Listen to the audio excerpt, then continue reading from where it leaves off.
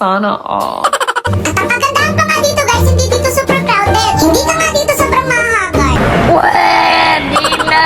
Alam mo yun, yung hindi ka mahihirapan maghanap ng pwestong kakainan. Kasi nga, malawak siya guys at hindi siksikan. Ayan, meron nga ditong rice meal from Lamb's Inasal.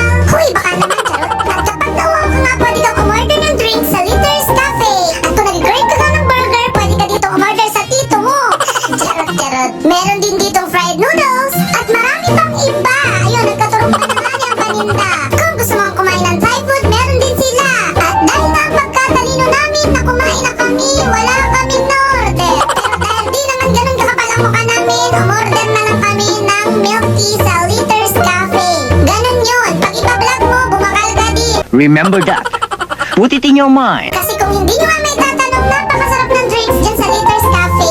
Ayan, dumating na nga yung order namin na Oreo Cheesecake Milk Tea. Gusto mo?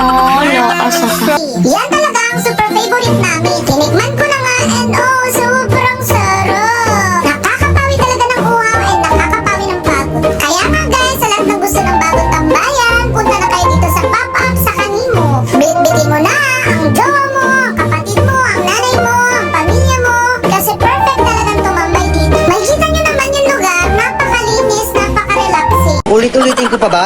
Hindi siya ganun kainit, hindi siya ganun kaingay, kaya makakapagkwentuhan talaga kayo ng kasama mo. At plus points pa nga na napakalawak ng kanilang parking lot. Kahit dalhin mo ang truck nyo, kasya dito. Pero munting paalala lang guys, pag pupunta kayo dito, please clean as you go.